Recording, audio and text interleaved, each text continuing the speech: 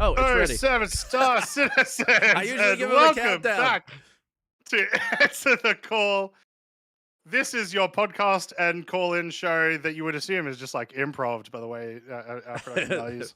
Where we talk everything Star Citizen, including some pretty cool stuff this week that ended up being very cool slideshow stuff this week with 4.4 and Nix. But first off, how you doing, Mike?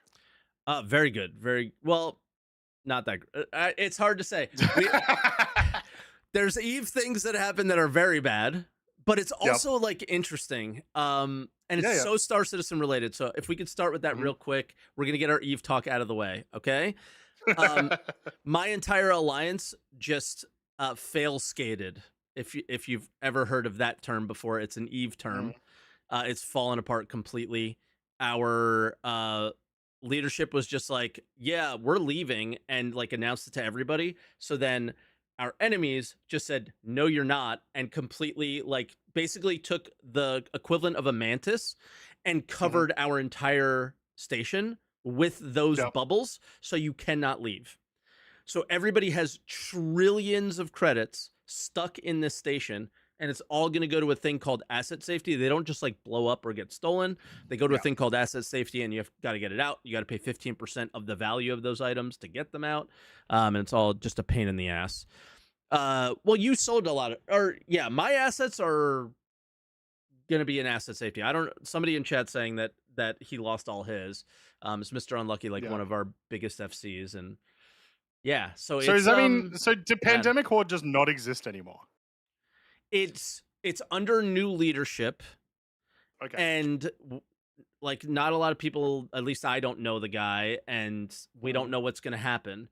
So yeah, it's like the idea is for them to be smaller, and that's it. So I got none of my ships out. I got all of my pods out. I got all of my blueprints out, and I got my most expensive stuff, which was skill extractors and cerebral accelerators out. So I'm like doing okay, but what it made me think of and how we're going to relate this to Star Citizen is the feeling of loss. Like at first I was like, so disappointed. And then it was like, it's okay. I have lots of credits. I can start fresh. I can go to different avenues of the game and try new things. I can go to a new alliance if I want. I don't know where our corp is going right now, so I don't know what's happening. But like, yeah, there's options, I guess, and where I end up is going to be different. I get to see new places in the game. So like, again, people in Star Citizen who are deathly afraid of losing anything, it's not so bad, right? Yeah. So I don't know. And on the side note, it is so bad, but it's interesting. The one time, well, like one of the times I've stopped playing Eve was we had built is it Athenor is like the small mining space station? Yeah. I think. We had built one of those. It lasted a week before it got attacked. And then I stopped playing. I was like, cool. Like this is but yeah. Trillions, like hundreds of thousands of dollars worth of items and stuff that people are just like, it's crazy.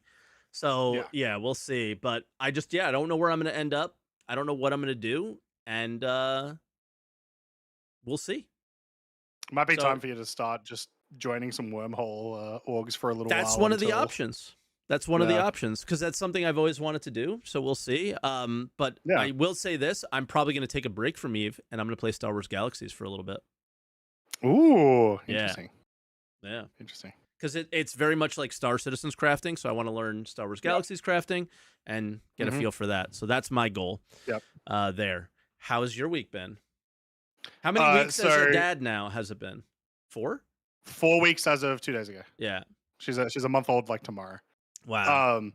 So now you start speaking in months of how old she is? Yeah, I don't want to keep She's counting. 36 months. If you start saying 36 months and not 3 years, I'm going to fly to Australia. For me, it's like at 18 months, stop saying months. Yeah. Just say like she's a year and a half old or whatever, right? Anyway, but yeah, it's been pretty good. You may remember last week I was complaining about how the new League of Legends card game was coming out and it got delayed in Australia. Yep. Well, it's not delayed. One of the reasons why I've swapped the camera So this is a playset of every card from the set, with the There you go. exception of a few, because I like TCGs. I mean, League They're card fun, game. man. That's gonna I be. hate League. I Yeah, hate but League. it doesn't matter. It's so popular that Oh, like for sure. just save those. I'm sure they'll be valuable one day. For sure, but also like I said last year, the game actually is enjoyable. Like it is a really really fun card game. As me coming from a Magic background, so that was most of my week was Baby and that, Yeah. which I've been enjoying. So I'm excited to do some more stuff. So then, like I said as well, the reason the camera is back to this way, the way that it used to be, is because I've actually set up a TCG table to do content on. Hell yeah. So yeah, Hell yeah. so pretty sick. But Yeah. then Forta came out, and I finally got to play that today. Yeah. Well, no, it didn't come out. Went to wave 1. Went to wave 1. Yeah, dude, people get so mad when you say that. It's pretty funny. Yeah. And I'm currently in it right now, and I'm basically I'm in a weird spot where I'm in the like. Okay, 4.4 came out. Let's start there. But I'm in game right now, trying to stay not AFK and go get disconnected, because I've not been able to finish the best content in the patch right now. So because of tons of server errors yesterday, I'm not getting them today. So after pod, I might try and finish it real quick. Yeah. But it started out with pretty much just Levski and Delamar being the content of the patch. What was your frame rate at? Because mine was nauseating. It wasn't great. It reminded me of when I first started playing, which was like, I think the very first patch I downloaded was like late 2019 during IAE. Yeah. And it was like an RCorp one. And so Why it was, are you still bad, here? Right? Why are any of you still here? I don't remember if I mentioned last week. I looked at like the content that they produced on YouTube in like 2015, and it's so bad. It's all so trash. Because it was all supposed to be bad then. Like it was like just a dream at that time, but you came in when it was like kind of trying to pretend to be a game. Yeah. But anyway, the frame rate this week was not good. Luckily, at least today, it was like just Levski where I had the problem. So doing the actual content in the asteroid belts was much better. Yeah, as soon as you get out of Levski, it feels like any other thing. Did you do any interstellar missions? I mean, that was like kind of the main thing to check out. Did not get a chance to. I spent the only Star Citizen I could play this week was the last 5 hours that I just did. Yep. And it was that one mission, because there was also some other problems that we'll get to. All right, well, I did them. They work. There's not really much to say on them. Cool. They work. Like, you go through the jump point, you see the marker, and it's like, that's good. The whole thing about them, what makes them so unique and special, is there are no other missions in the game that you can be in one star system and get a mission in another one. So it's like, for Star Citizen, this is like, oh, a video game, like things that are in other video games. So like that list is much smaller than that book of cards you just showed. So we always highlight when they add another page or at least a paragraph to a page of stuff like that. So it works, and that's it. Then obviously we get the mission that came out on Friday. I will say that it was incredibly server error-y yesterday. Yep. And while I was streaming, producer Phil of the PU came in and like, we're hot fixing it. And so did Proxys, and they were like, yeah, we're hot fixing. Cool. Apparently they hot fixed last night. So it's still server error sometimes, but less often now, which is why I'm so focused on wiggling my character and making sure he doesn't go AFK. Because yesterday I spent, I think, 4 to 5 hours doing that mission. And that mission should be like an hour and a half, probably, without any server errors, I think. Yeah. And I was kind of what I think was at the end, where like you put in a security code, server error as I'm typing in the code, come back, and the code didn't work anymore. So it was like, damn, that was like a hard stop. Like I had 20 plus server errors yesterday. Ooh. And they are all 5 to 10 minutes of recovery time. So we had 2 server errors today. Yep, They same. We're were probably on the once again same like, yeah, server. they were like 5 to 10 minutes. Yep. It did feel like on at least one of them that we may have triggered it. Okay. So a little bit of a spoiler for, well, not really, because they spoiled it during CitizenCon.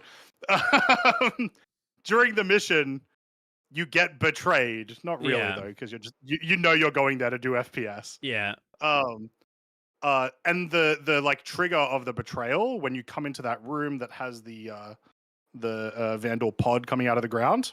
Yeah. Let me see if I bring it The up. server error happened. The second that the server error turned off, all the lights started going red. The guy started calling us. So I think that may have actually been like the cause of it. Possibly Okay. was like whatever triggers that instance. Got it. Yeah, I'm oh, I see what happened to you. So here's something that we should probably point out Mhm. is every time you transition to like a different part of the Yeah. station, you go into Yep. EVA, so you have to make sure like you're doing it right now. Yep. Yep. And you have to make sure that you kind of like stay flat. Otherwise, you Yes. end up in the collision of the station and you're just Yeah. toast at that point. Yeah, very annoying bug at the moment. Yeah, and this happens consistently throughout the station. So I Mhm. guess you went back to Yeah, just had to backspace and never to chose. Mercy, yeah. And then you go Yeah. to the Polaris. This is like a part of the mission, and you're fighting off people. Again, I guess spoiler alert time, everybody. So if you don't want to know how this mission plays out, CIG didn't spoil it as much as we thought they did at CitizenCon. Like, you know, it's way more in depth here, where, you know, like what each marker is and all that stuff, right? So basically, again, spoiler alert, spoiler alert, spoiler alert. You are killing a boss at each Yep. place, basically, and then you click on his body and you're downloading data from him. They also have a decryption key inside of them. You're looking for another key, and you're turning that key into, like, you're putting data on it to make it a key that opens a door. Yeah, and so you've got like that's your as far as I regular, got. like you've got like your supervisor keys, which you need, and the downloading the data, which is required for the mission. Yep. But then you've got like your the big ones that you get like at CZs that you then pull Yep. towards the Yep. the what do you call them, the ships. Those ones, yeah. So you need to put those ones into 3 different server stacks that then let you unlock the big loot room at the end of the Yeah. end of the and location. the main area you go into is Ruined Station's what was it called? Ghost Arena. Yeah, it's Ghost Arena reskinned again, and like a bit of the location is different as well. Like it's got like one It's different clean side Ghost to it, Arena. but it is, yeah, but it's redone. it is It's Ghost different. Arena. You enter in from where the that's loot cool. room was, and then you come up, and then you have the different side things, and yeah, like the main mission content is in the security area. It's interesting. So it's like a familiar place, but not. They did a decent job of like making it feel different. Yeah, and then it's Vandal are kind of scary to fight if they're alive and paying attention. Right now, again, server frame rate is single digits, but usually low single digits, between like 2 and 5. So they're teleporting all over the place or not reacting at all. But they have tuned, I believe, the Vandal weapons in some way, on at least on the NPCs, that when they hit you, it hurts. Like my shields go down from 1 hit, maybe 2. So it's quite. I think it's going to be challenging. So, you just went to a place. What is here? Is this the engine room? Or is it's is that the room. It's a little. Yeah, so if you go around the what's back, malfunctioning is what I'm asking. I think it's the quantum or the gravity, the gravity. Yeah, I was thinking gravity thing. Yeah. But yeah, you take like ticking damage as you're back there. Yeah. But it is a little loot room, so the modules can spawn there, and there's a couple of boxes there for you to grab as well. Yeah, the modules seem like the shitty ones that are everywhere, basically, that are not really desirable to pick up. So we'll get to it, the monthly report, but they talk about doing a loot pass. Still looking for it, because I don't know I don't know what's going on with some of the loot. But yeah, you take damage. Like I was almost dead just standing there because I was like hiding down there, and I was like, what the heck? So yeah, we'll see with that. I do love what they've done with this Polaris fight. It is so like, even with all the desync that I had, it is such an interesting fight and such an interesting location that they've like crafted inside the Polaris. Yeah. Yeah, tons and tons of fun. Yep. Yeah, for sure. I think this was the best part of it for me until you go to auxiliary. I like the auxiliary the most. Yeah, auxiliary is cool. I think I like this more, but I think it's just because it's a bit more of a unique sort of location. I like when they're using ships as levels, right? That's dope. Yeah, and there's like respawning enemies in there and everything. So yeah, pretty neat. Yeah, so you basically just kill a boss here eventually and get his data, and then there is a thing that you make your key right to the left of his crosshair there. So yeah, I mean, I don't know how much we want to spoil and all that, but this is it. This is the event. This is the welcome to Nick's content. Also, this is the continuation of the ASD content. So we're not done necessarily. I think we might be done with Dr. Jorrit, though. That's the thing. We're I'm done. Not sure. We're done with ASD, at least for like this arc. Yeah, it's similar to how ASD were connected to the story through the Regen Crisis. These guys, which are their names in the patch notes, they are the Shattered something. Hand, what is maybe? their name? Shattered Blade. They're the Shattered Blade. They are connected to the story through ASD. So these were the guys that were supplying Jorrit with the Vandal. all of his Vandal stuff. And as you do this mission, and in those loot rooms, you will actually find boxes of Vandal, as in a Vandal that has been like put in like a almost like one of those prisoner cells that we used to have. Dead Vandal? That you can loot, as in like you can put onto the freight elevator. Yeah, you can hold on to them, maybe decorate your hangar with it or whatever. Well, I was going to say, presumably there'll be a turn-in for Wicklow or something. Oh, is maybe. my assumption at the moment. Yeah, perhaps. Did they have like a tooltip when you looked over them in inventory? I never put them in my hangar. I did not put them in hangar either. I'll check that. But the other thing is there are dead like there was a FPS fight between this group and the Vandal. There are dead Vandal around. There are Vandal spears in people's bodies. It is like that's the coolest thing about Squadron. The auxiliary. The auxiliary, like the story that they've told through all the bodies is very, very cool in that one.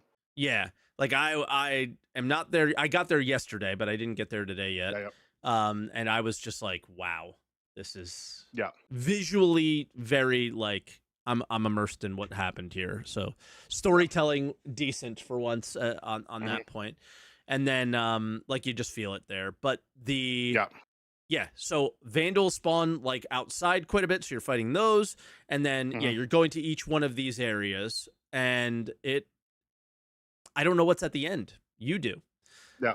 So I'm gonna I don't know what's at the end of the mission because the mission bugged out for me. Okay.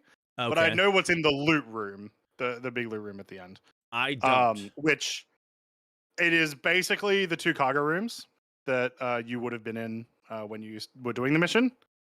But no enemies, just loot. Boxes everywhere, modules everywhere, even more of the Vandal boxes, and another freight elevator. Okay. So just a loot room, just a big loot room. Got it. And you're like forever in server error. It was right at the end, right at the end of the stream. More or less. Maybe 30 minutes beforehand. This is podcast prep. Like right around here, you think? It'd be just after this, I think. Yeah, you're gonna decrypt the data at some point, would be my guess. Oh yeah, that was epic. I don't want to spoil that for anybody. Yeah, like when you first get in, it's too good, dude. Yeah. There you go. We're about to head in there now. Okay. So you get to this location, you chuck it in, and then the warehouse. That's right. Like you try to go warehouse because it's in the same area as you, and it's like you need a key, and it's like, well, how the fuck do I get a key? And then you start figuring it out as you go. Yeah. But yeah, I would say, I'm just gonna say I really like the mission. Like I like Yeah. get after all the server error and desync and all Mm. that, I still feel like this mission Yep. is good and is fun. Yeah. Yep. And will be fun I if they can deal with those problems. I don't think I can do this over and over again given the state of the server currently. So if it's not going to improve, and it might not, that's the thing. How many times did you die? I soloed. None. But Okay. I had the only time I died was when I like forced backspaced because of the being stuck at the station. Sometimes the NPCs we went down quite a few times. Yeah, okay. Yeah, there you go. I had to force backspace from going down. The NPCs just like one-shot you because of the desync, and they're using the LMG that you're using right now. So it's like it's pain sometimes. All right, so this is warehouse. Yep. So this was just me checking security. There's nothing really in there, but yeah, it's just warehouse. So like I said, lots of loot in there. My inventory had bugged, so I couldn't actually see what was inside the armor boxes and stuff. That sucks. The people with me were saying that there was, once again, the new armor was in there, as you would imagine. And then I do eventually, there you go. I do eventually find a boom tube, on the in the armory in the corner there, but it takes me a little while.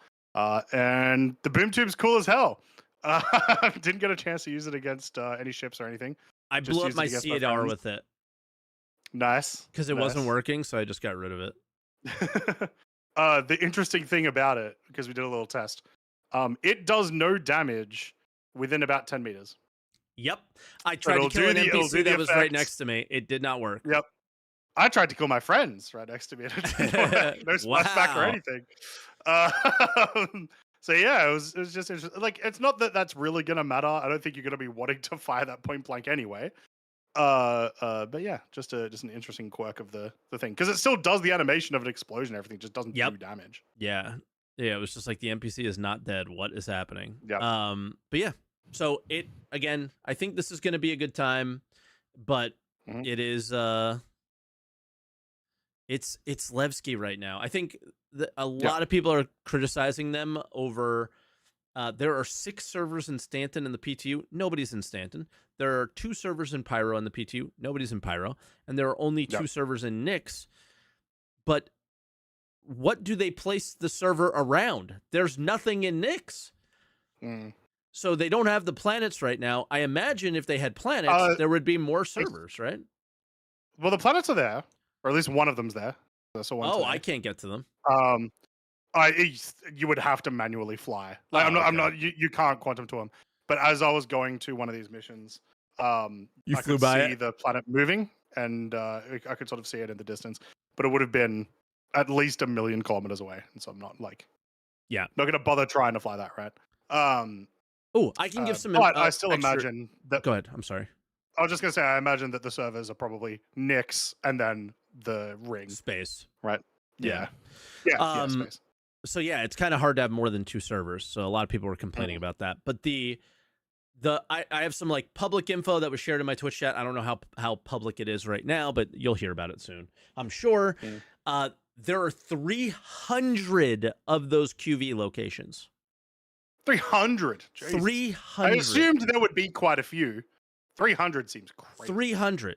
Yeah. At least in the PTU, because everyone's in Nyx. I think they know everyone's going to be in Nyx, so they're trying to prep for it because they don't want PvP there. I got PvP today.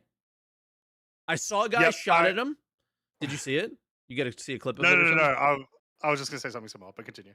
Yeah, I saw a guy shot him because I thought it was an NPC, and immediately stopped, and he was like, I looked at him, and then he healed, so I was like, oh, okay, we're chill.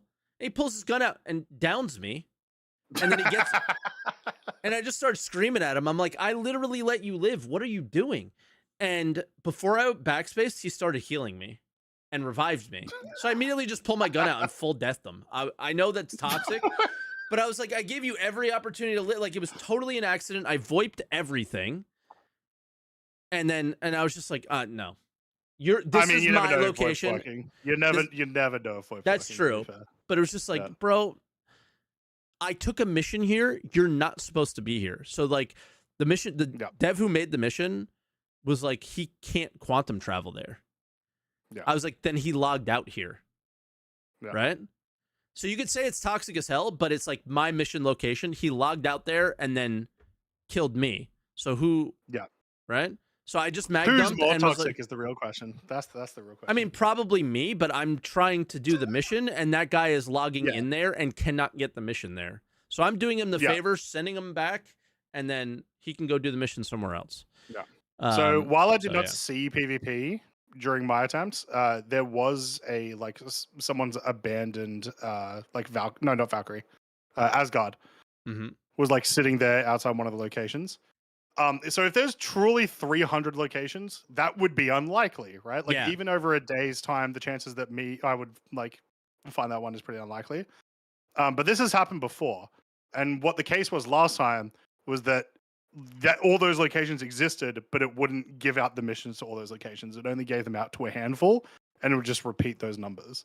So I wonder if that's the exact same thing that's happening on PTU, because that would make sense.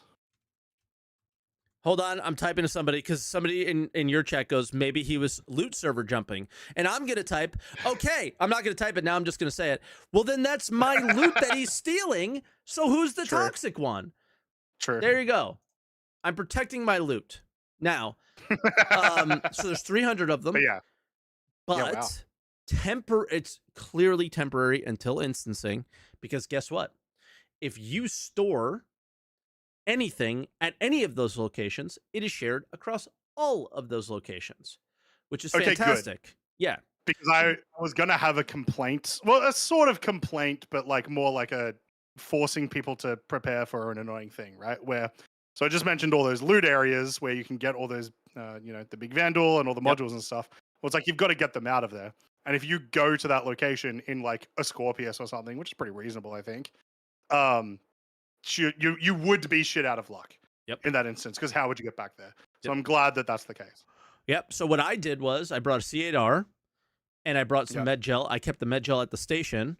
And if I unfortunately ended up having, because of that guy being there, I was just like, I'm going to backspace and abort the mission and get a new one and hope to get a fresh start, because there was lots of bugs. NPC weren't spawning. That clearly the two of us being there was causing an issue. So I just went and did a different one, and I opened the inventory and there was my med gel for my C8R, and you respawn in the C8R if you leave it in the hangar as well. So it's a bit complicated because you need a ship to be able to kill the vandal that are outside. The C8R can't do that. You're gonna die. Yeah. So yeah, it was like a lot of back and forth. I was using a Corsair to kill the, and then trying to make a C8R work. And yeah, it was a pain in the ass, but I managed it. And still waiting to complete the mission. But yeah, it's there's a lot of steps, and it can be done solo, but it is way better to do as a group, I think.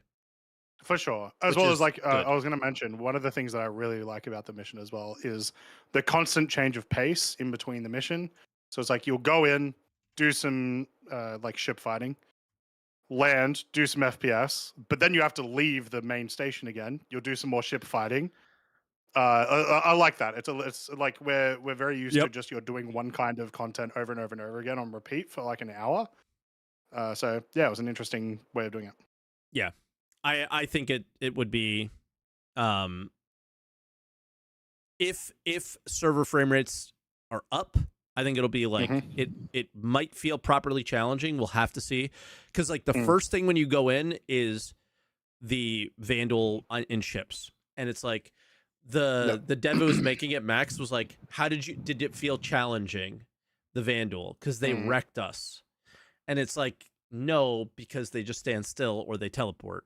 So it's like, I can't give you feedback on that yet, right? And then the FPS AI seem incredibly insane because they're also teleporting and one-shotting you. So it's like, I can't tell if the fights are properly like balanced or feel good yet, but I can say that the steps that you're doing feel nice. I feel like it feels like a nice mix between CZs and the ASD a little bit, right? So it's, I don't know. Yeah. It's kind of cool.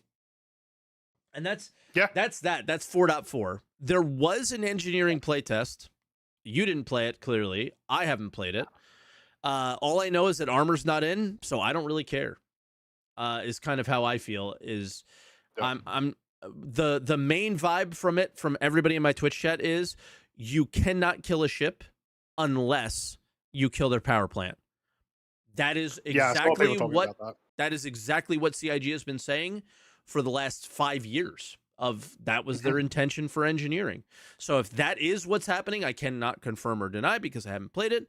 Then I guess good job, right? I think that's all we really have to say on that. And I don't know if people know, but you can target power plants. So yeah. If you want to kill somebody, you can. It's just you have to target differently than you ever did before. So it's slightly different. For me, tonight, what I'll probably do after podcast is I will jump into that playtest, and then I will not participate in too much combat. I want to just mine, salvage, fly around things that I would normally do, and just see how engineering affects me differently than what your normal day-to-day would be, and then provide feedback that way. That's where I am with that. What do you want to move into next? IAE, Roadmap Roundup. Let's do IAE, because that's also 4.4 technically. True. So yeah, the holes were part of this patch as well. I do want to touch on the holes a little bit. So previously, what they would do for other IAEs was you would have some pretty generic looking holes. Yep. That kind of just got filled with ships, and they would do overlap as well. So they would do like the Aegis hole is day 1 and 2, the RSI hole is day 2 and 3, right? So you would have like a little bit of overlap time and so on. Invictus this year they changed that, and they made it here is one hole with all the ships that we care about, but we've put a little bit more effort into the hole, and they've done the same thing again with once again like more effort. Like it looks cool, it looks dope. I like the color scheme. It's awesome. Black and gold. Yeah, I think people have data mined the color of the skins already. I don't know what it is, so please don't say it in chat. If other people don't want to know. I was hoping it would be black and gold. Somebody spoiled it for me. I just don't remember what they said the color, so that's good. Yeah, he's good at anti-spoil. I just know it wasn't black and gold, and I was like, damn, because it looked like the theme of the show was really sweet. I think IAE is best in Orison. The walk up to the location and everything, it's very nice. Yeah, Vision Center is very cool. Yeah. But yeah, there's some spoilers in this video. Yep. There's also 2 more interesting things I want to mention about the halls themselves, which one, the regular like hollow viewer section that was typically downstairs does not exist. It is not there. There is no downstairs. I was looking for the downstairs. There's just actually it's no gone. downstairs. There is one hollow viewer at all, and it's in the alien section. And it's kind of cool. It's like in its own little room. It's got its own little decorations. It's got the Gattac symbols around it, so presumably it's the Raylan. Okay. Because they don't. Or they have said they're new. not doing concept ship. Well, they've said they're not doing concept ships anymore. And if it was going to be a hollow viewer, it would be a concept. So, but if it's straight to flyable, it would just be there, right? The ship would just be there. Maybe it's going to be straight to flyable, and they're just teasing it. I don't think that's how straight to flyable works. No. What if actually that's their trick? They're not doing concepts anymore. We're gonna do future straight to flyable. They will show you a concept, not let you buy it, so your mouth waters, and then you buy it when it comes out. Smart. They will show you the concept. Put the rail in there. I think it's just the rail in. Yeah, I agree. I'm just trolling. But the little building that they put it around was very cool. Like they have put way more effort into the assets of the convention hall this time around. Yes, which is cool. So for those those people that come into the game for the first time during IAE, which is a lot of people, right? It's a big recruiting time for CIG. I think they're gonna enjoy it as long as it works. Yep. And then the video is the main thing that people were eyeing. Tons of Perseus sneak peeks. It is nice nice and big, not as big as a Polaris or an Idris. The idea of this ship is to kill ships like Hammerheads, maybe Connies and stuff like that, very quickly. Yeah.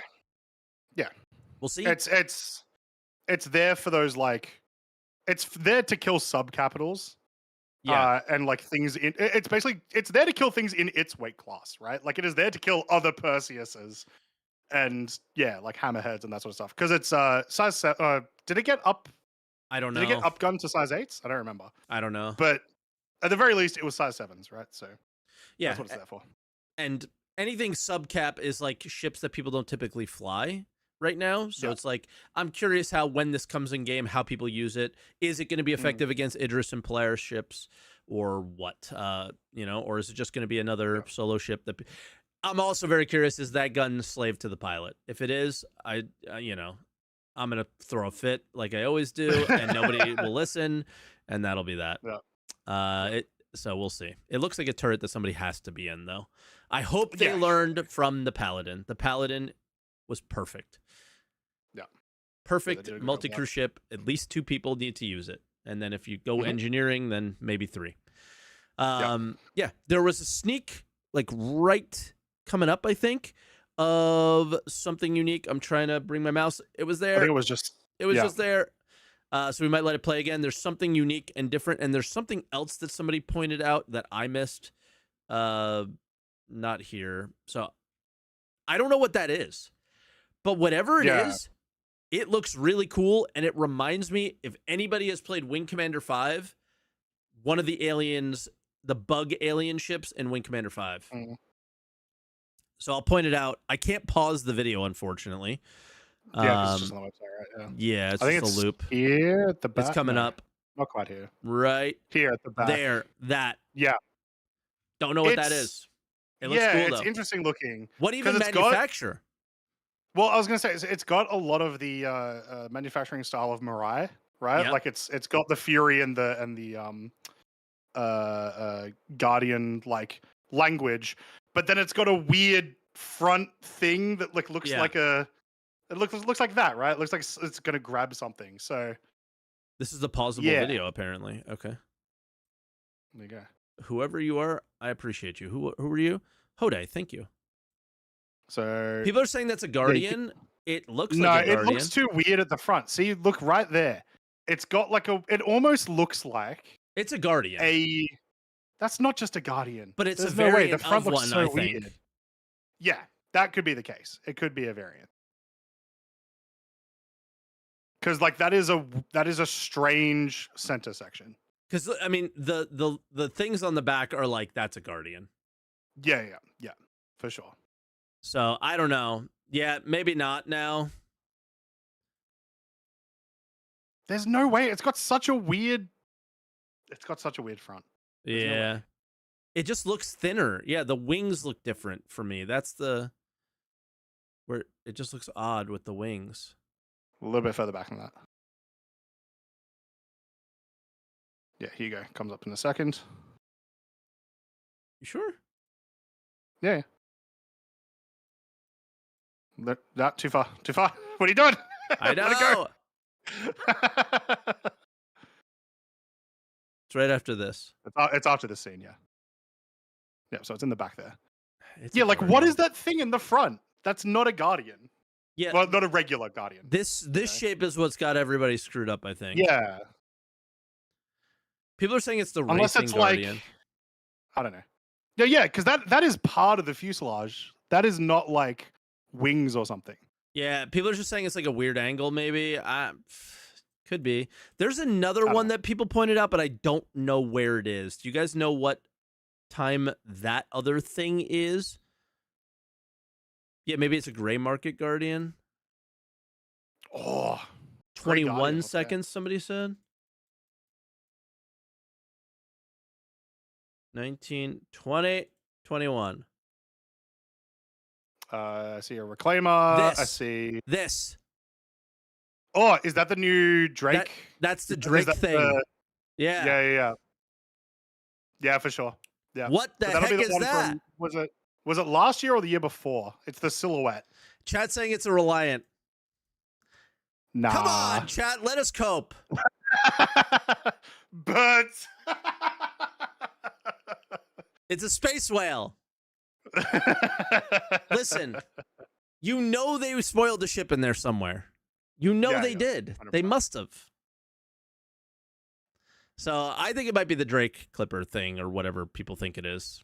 Where did the Clipper name come from? Do people actually know? I don't know. Yeah. But it'll be whatever the thing was that it's like the one last thing that's from that silhouette from I think now 2 years ago, right? Yeah. From the Citizen 2 years ago. So it's old now. Yeah. Yeah. So that was IAE. Mm-hmm. Okay. What do you want to go through next? I'm not going to be able to show it very easily. I would just say sneak peek of the week was also a Drake Interplanetary logo on the back of a ship. So just worth noting. Okay. Yeah. I can't close this window that this guy gave me. I can't unfull screen it. Okay, data. There we go. There we go. I got it. Whew. That was weird. You want to go roadmap roundup? Yeah, let's do it. All right, sweet. Very small. Just some images. Nothing crazy. I could grab those images perhaps quite quickly as well, if given some time. But it's Wigglo ships and the Maxox cannons. Yep. Let's see. The images would be roadmap updates. There's the Wigglo coming up. There they are. Yep. Guardian makes no sense to me. The Meteor is probably the coolest skin I've seen ever from Wigglo because it's like pearlescent.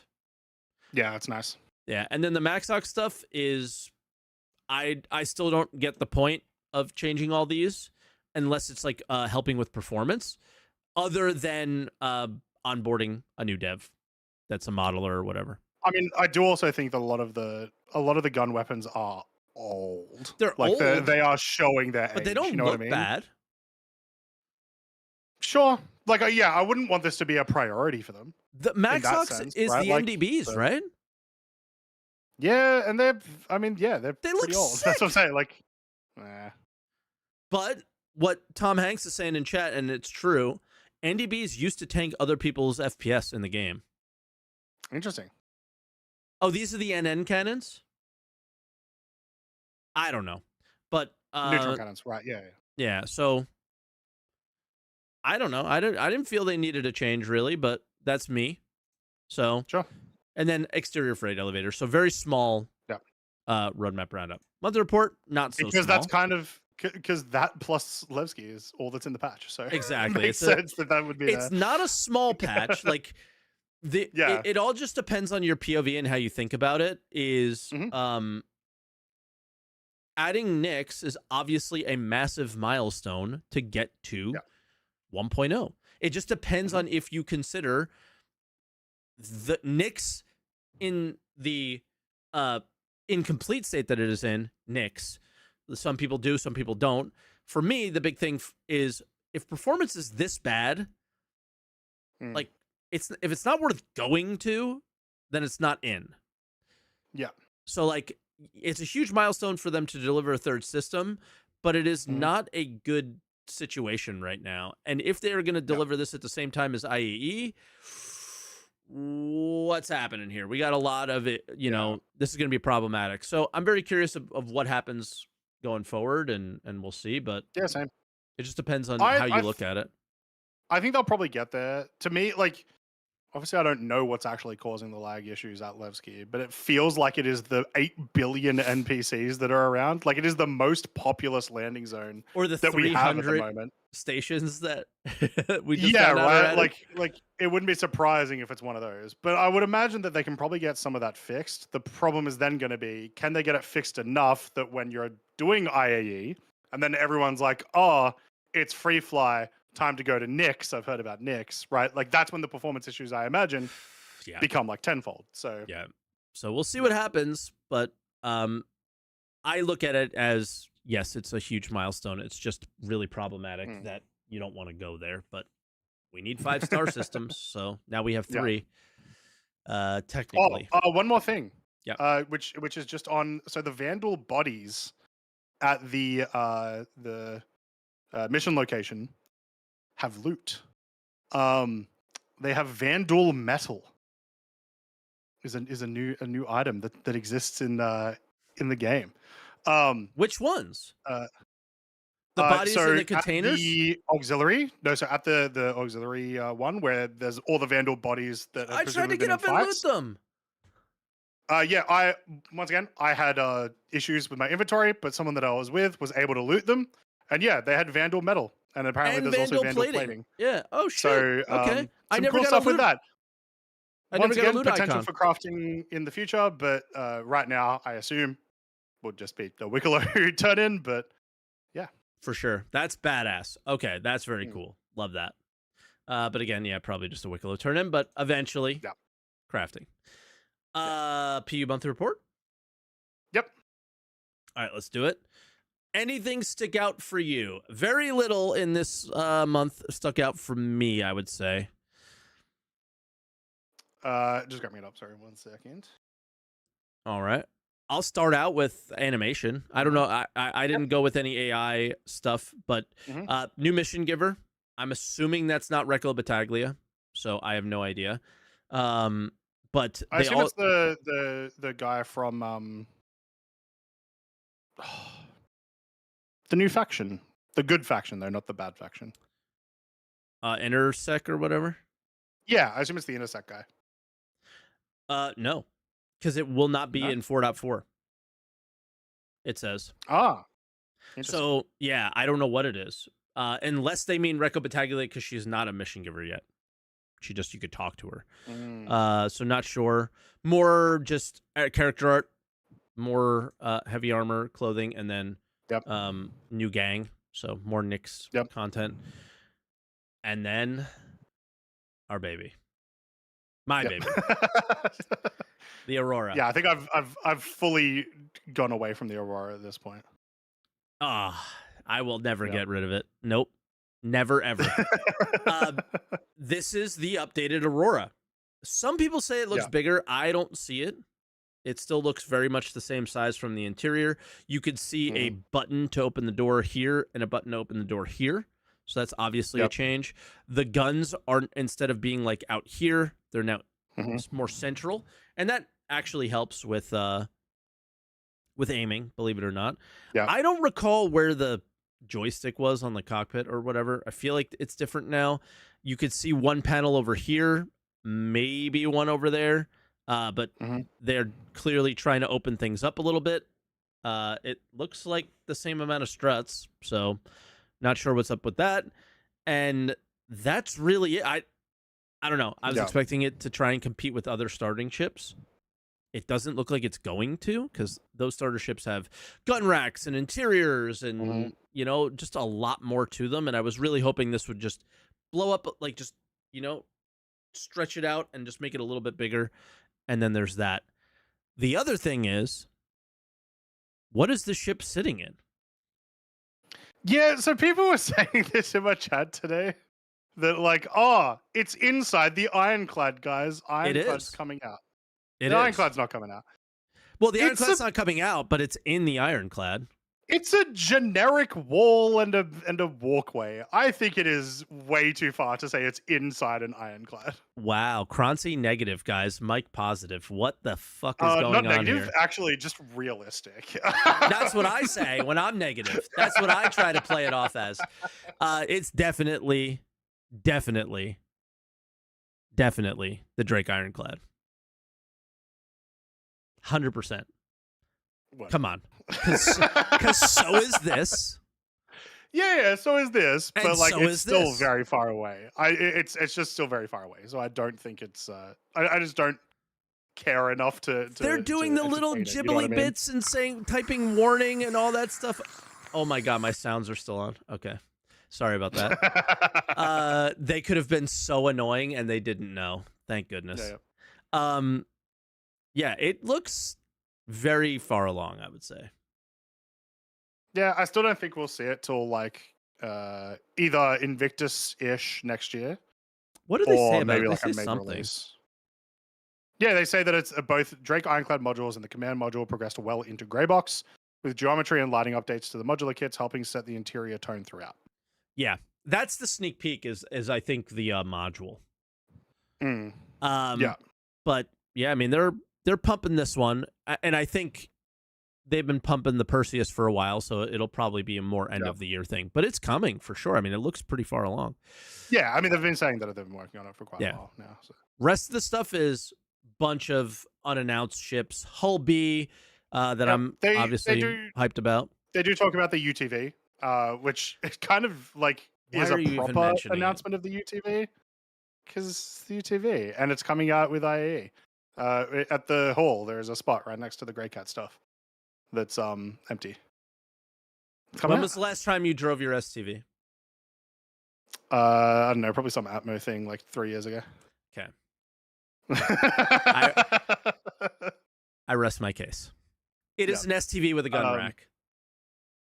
Yeah, it's more just that like it's a actual acknowledgement of like, hey, this is a vehicle. Because they will often still leave it to like unannounced vehicle or whatever is progressing.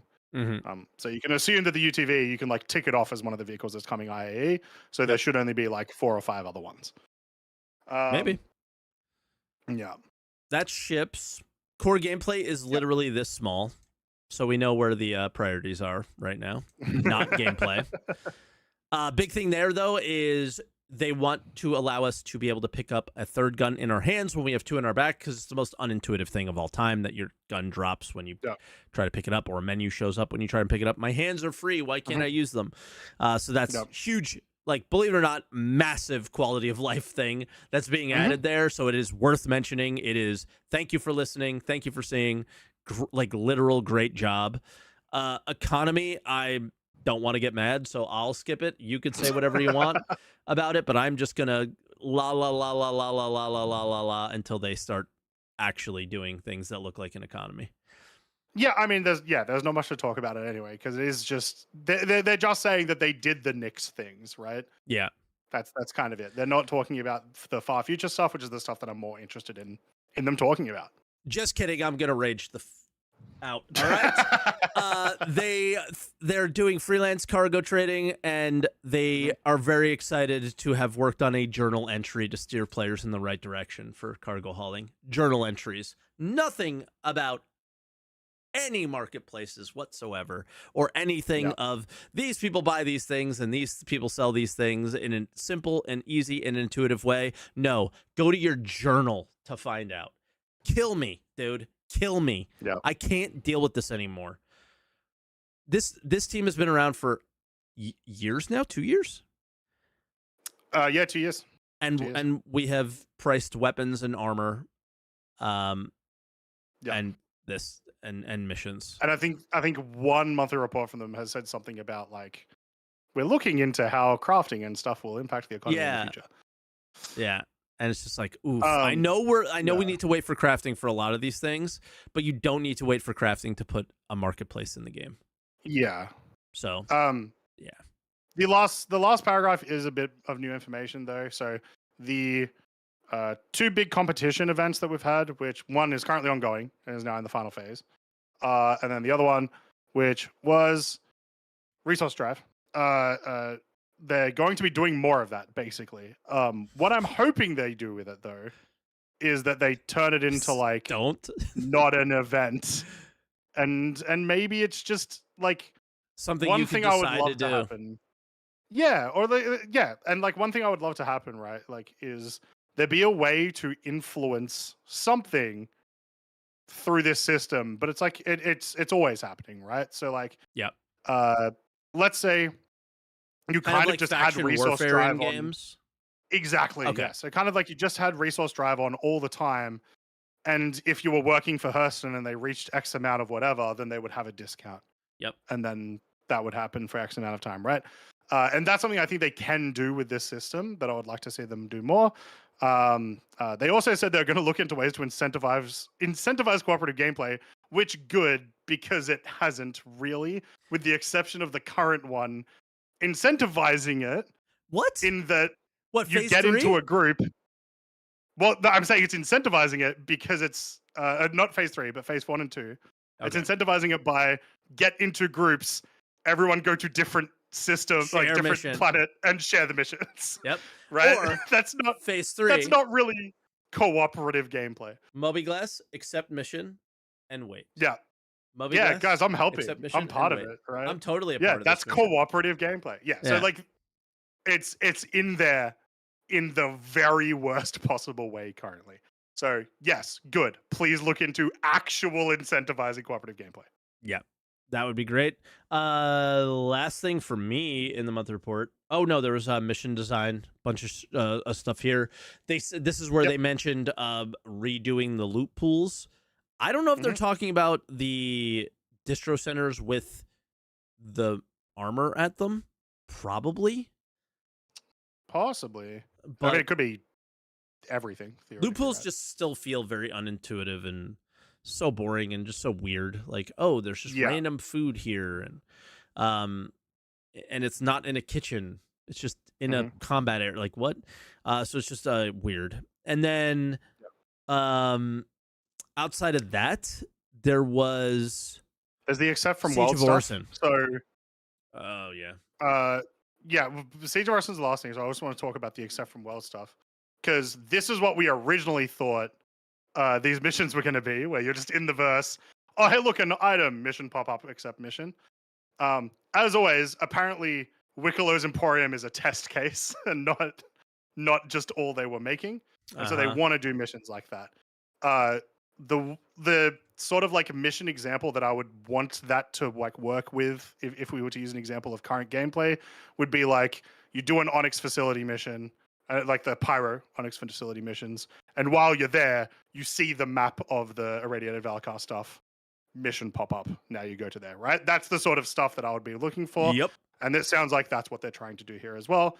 They said it could enable physical jobs board offering missions around a specific location. Sure.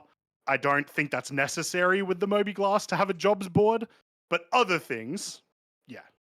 Yeah, like jobs boards are in medieval games because you don't have cell phones. Yeah. And email. Like the jobs board is just the contract manager. That is a jobs board, right? So from that perspective, I have no idea what they're talking about, how that will differentiate. Nope. But you can see no how clue why we're wasting time on other this. things could. Yeah. And this is like literally wasting time. Just I don't get it. I would love to get it, but I don't get it. And last thing for me is online tech. They mentioned tier 1 item recovery somewhere in there. Yep. There it is. And then instancing. As well as dynamic server meshing somewhere, I think. Yeah, there we go. Yeah. So, cool. But that's really it. I will say this is the longest R&D section I've seen in a long time, and it is also the least comprehensible to me ever. Yeah, it's just a bunch of text. I don't understand what any of this means, man. Hopefully the game runs better. Thumbs up, guys. Yeah. Don't know what's happening though. Lots of talk of triangles. I don't know. Yeah, exactly. Whatever. And then the rest of the stuff is like old things that we already know, which is typically, fairly normal for a monthly report. Yeah. It's some old stuff, some new stuff. Some of the stuff came out last month, right? So of course they're gonna mention it. Exactly. One thing that people might have missed is Traveler's Guide to the Galaxy, Nyx. I don't know if people caught this or not. It's very just, we can't make lore in the game very well yet, so let's throw it all on a website post so you can kind of get a feel for what Nyx is, what it's about, what the people are like, the settlement, all that stuff. So if you want to understand the vibe that they will go for at some point, hopefully be able to deliver in the game really well, this is where you can find information about them, and that, like, they go so far as the alcohol that started here and things like that. So and then my takeaway from this is the glimpse ahead and the order of operations is breaker stations are possibly maybe the next thing because of the order that they put these in, and then municipal works after that, and then tactical strike groups. This is also, I believe, the order in which they showed them at CitizenCon. So correct, maybe it will be in that order, and then planets last. So I think planets will probably be interspaced, right? Like we might get one, like Nyx 1, and then other content, and then Nyx 2, and so perhaps. on.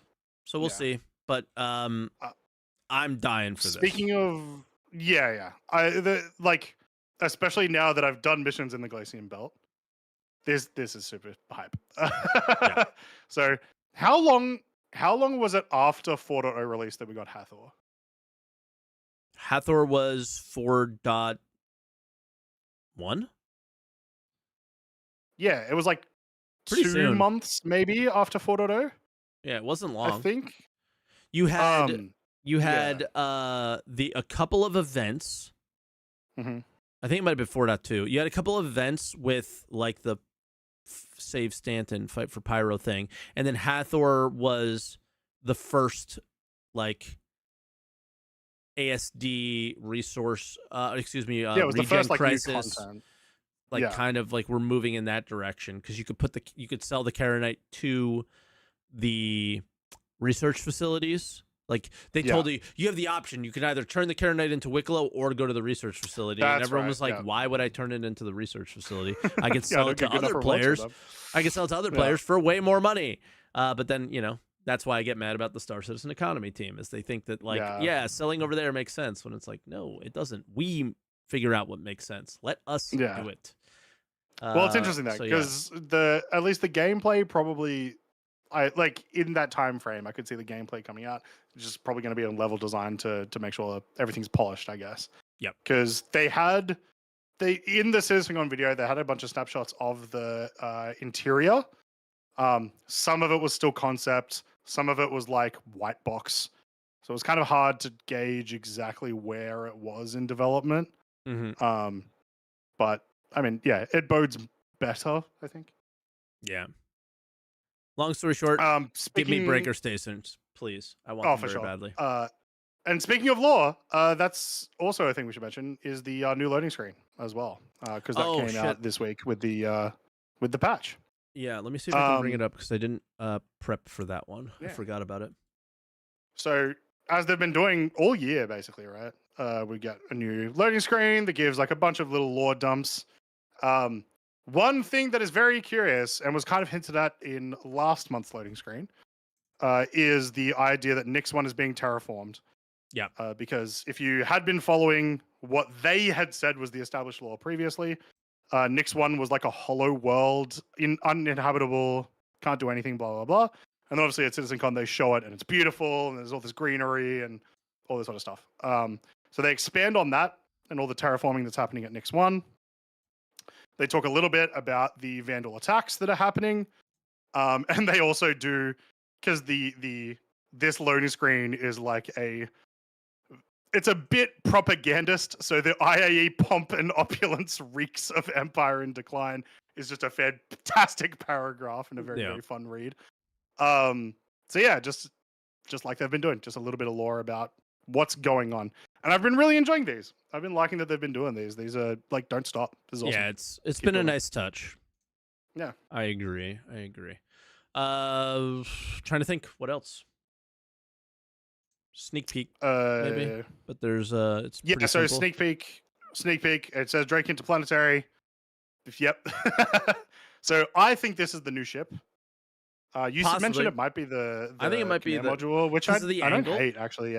Yeah. You look at the outside, you could see what appears to be a either a caterpillar or ironclad wing. So yep. Yeah, I don't have that theory. Yeah, but who knows? Could be the wing of the Clipper thing that people call the Clipper for whatever reason. Yep.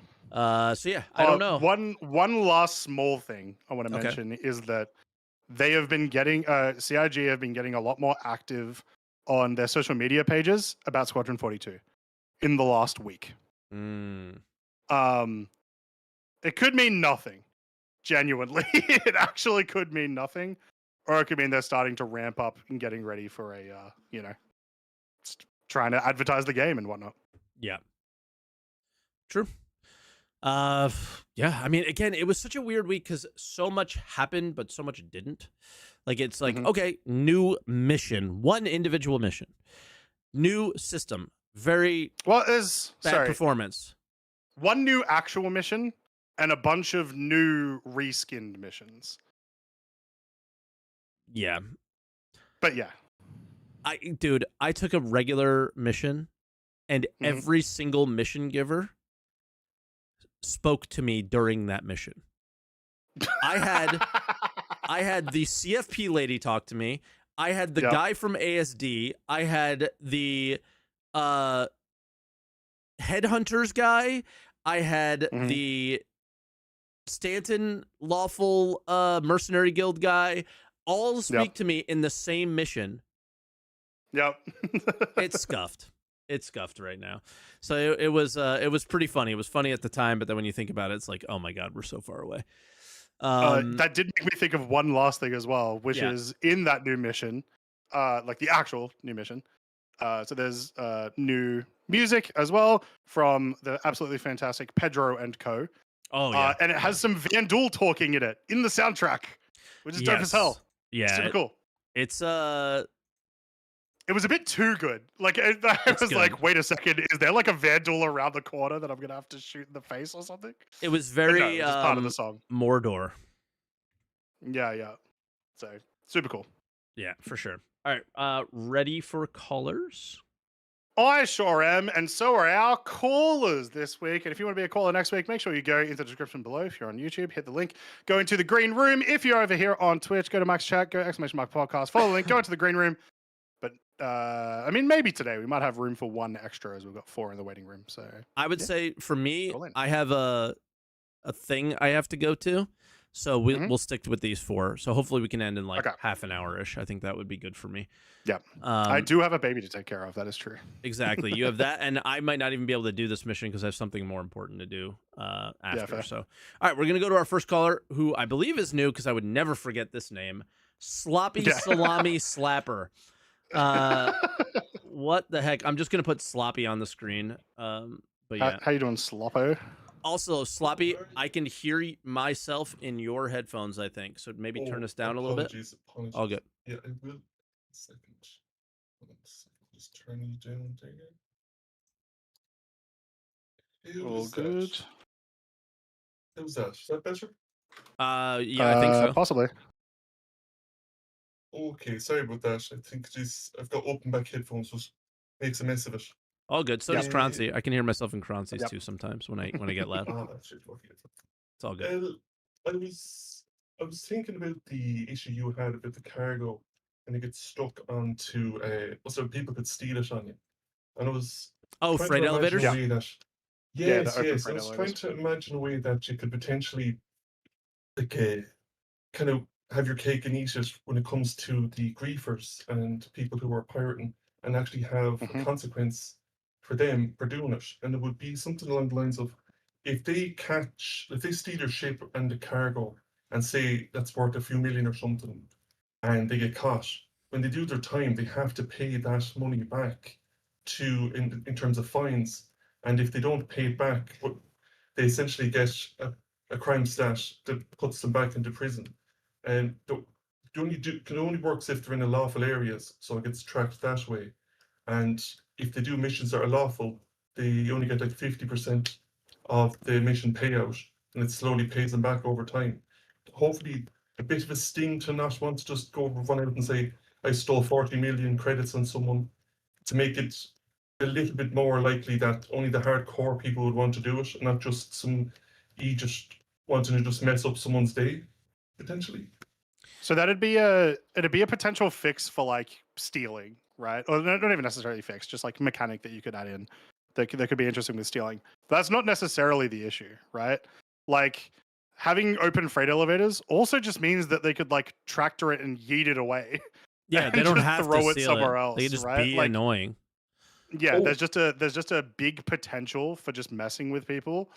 That could be included as well, because if you touch someone's property, that technically is theft. So you could have it like that. Every time they touch it, the value of that box gets counted. That's how it works now. So if they touch someone's cargo and you're in a monitored zone, they get a crime stat for it. It doesn't work. So for me, it's you're not calling the freight elevator. You just go to whatever freight elevator you want. I feel like that should be your designated area, and anybody who's not in your party that comes in that area should be considered criminal, and then the station should shoot at them, or FPS turrets eventually should shoot at them and stuff like that. So if you want to, take the risk and try to get one box or whatever, then you can. The only thing that I don't know if we should do repositioned. I see that in Twitch chat. I think that's like a little immersion breaking, but I do think that like you should have your little area and you should be allowed to. I would love it to be a way where you can secure your own area. So if anybody does come inside, you're allowed to kill them. That would be fantastic. So that gives the opportunity for someone to, take the risk. They get the crime stat and have to pay the fines, like you say. But if they get away with it, then they get away with it. But I can also defend myself. We're in this weird place where they can screw with you, but you cannot defend your own stuff. And that's my issue with it, is like, they're allowed to be annoying, but I can't kill them. Like, what? Yeah. So, yeah, I'd like to we need to create new rules where there's that. Maybe it's the American in me. I don't know. I mean, no, it also makes sense just from like if you ever want to go realism perspective, right? If you're a big cargo ship and you're loading up at a location, and then someone comes in with a small dinghy and like parks next to the ship, security are gonna like come and investigate and try to stop you from doing whatever you're doing because it's weird. Like it's presumably illegal. So, I would hope that turning those areas into trespass zones would not be too hard if you can do it at hangars. If they can make a box where a Hull C like collects stuff in, and when anything goes inside of it, it stops. Why can't you make an invisible box that when people cross into it, that it's or maybe not invisible, just some lights on each corner or something like that. That is like, this is the freight elevator area for this person. Stay out or pay the price. And if they can manage to get something, then good on them, right? Like I think it still should allow like the boarding of someone else's ship, and then hopefully the station won't shoot at your own ship because somebody that is criminal is inside of it. And like there's opportunities there for people, and then I would go with what Sloppy says.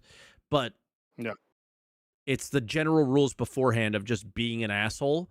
That's not what should be in any video game, I don't think. Like I do like the idea of being able to do whatever, an immersive game, emerging gameplay and all that stuff. Like you should be able to steal the ship, but you should not be able to just take my cargo and throw it off because you're a dickhead, right?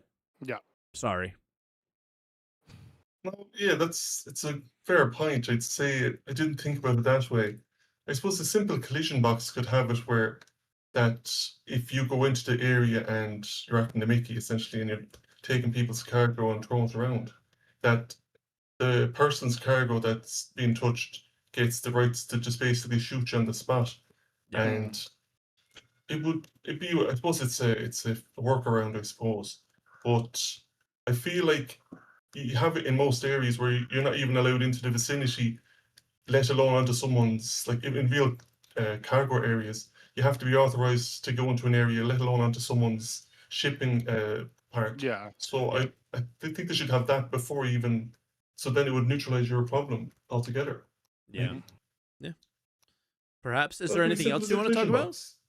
Oh, no, I think that's everything. I haven't tried 4.4, and I've seen you having a bit of trouble with it, so I was like, I'm going to wait till it goes to live. Recommendation, wait. Yep. Do not let this ruin your first experience in Nyx. That would be my recommendation. Just wait. Yeah. And possibly don't even go to Nyx if it goes live, if it stays this way. Don't let this ruin it for you. That would be my recommendation to anybody. There is one thing I'd say before I go is, I am one of those people that bought a good few ships that were a bit too big to be soloed, and I was intending on having a fucking crew with it.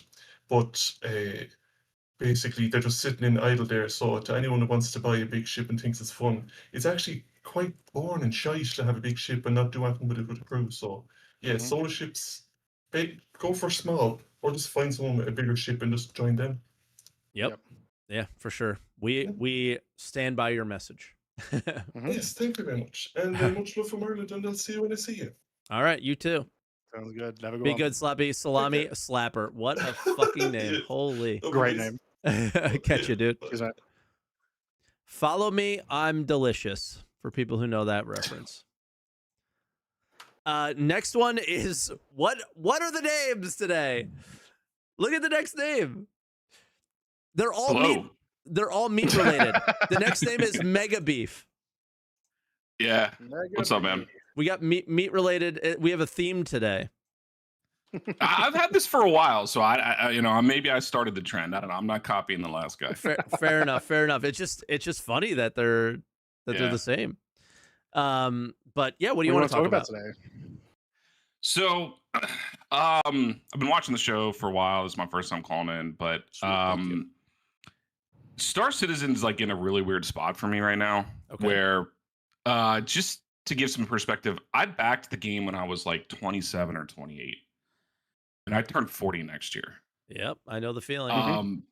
Which is just like it just sounds insane to say out loud, and like the scope of the game has just gotten to a point where like I'm having a hard time seeing what it's actually going to play like when all of this stuff is in the game. So like actually from a technical standpoint, I'm pretty optimistic that the game will be they'll get everything to work, because if you look at stuff like server meshing and that kind of thing, like they've pulled off some pretty wild technological achievements, whatever you want to call them. So I'm not that worried about stuff like freight elevators or the fact that the med pen still doesn't work. I think they're just lazy with getting around to that stuff. Yep. Yeah, for sure. But like if you look at like engineering, right? Like everyone's hyped about engineering and it, you know, looks cool in the videos and stuff, but I guess the part that I'm having trouble like kind of seeing whether or not it's going to be fun is like, I mean, imagine flying a ship now compared to when engineering, control surfaces, Maelstrom, probably 2 or 3 things on the new flight model, like who knows that it's going to be fun when all this stuff's in the game at the same time? Does that kind of make sense what I'm saying? Oh yeah. Yeah. Absolutely. Your concerns are shared by many people, especially around things like engineering. It's also, I don't think this is a new issue necessarily, right? Like for at least since I started playing in 2020, every big new mechanic has been like, well, I don't know how this is going to play. I don't know how this is going to feel in the greater context of the game, right? Yeah, and it like usually when you have like an MMO that introduces some big mechanic, it's like one at a time over like years. So like the WoW expansion will add flight after 4 years of it not being in the game. Yeah. Something like that.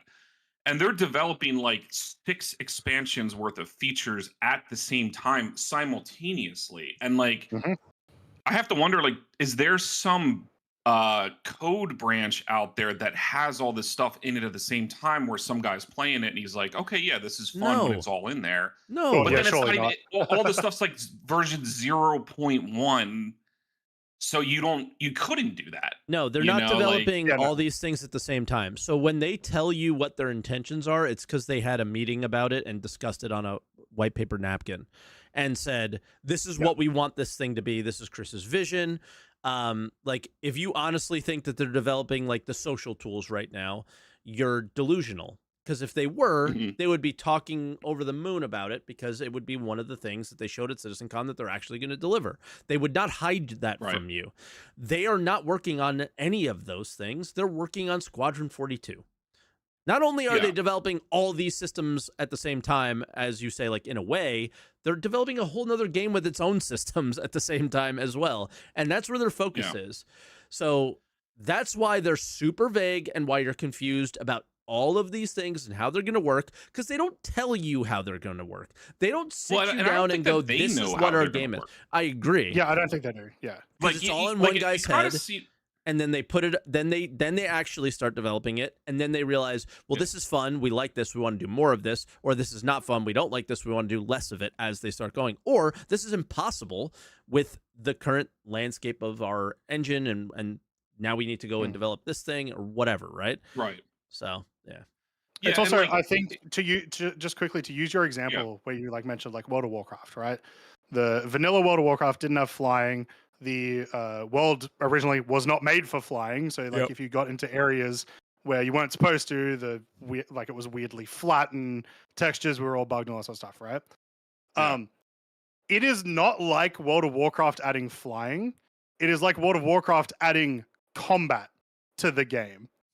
It is like World of Warcraft adding like, hey, now you guys are actually going to be in FPS instead of over the shoulder third person. Yeah. Hey guys, we're going to add actual spaceships to the game, and we're now playing we're now playing Star Citizen, right? There is an issue with scope where all these things that they are working on are core features that like kind of have to be in the game for what they want the game to look like. And that's like the actual problem, right? Is all of these things are incredibly complex. What they want the game to look like clearly.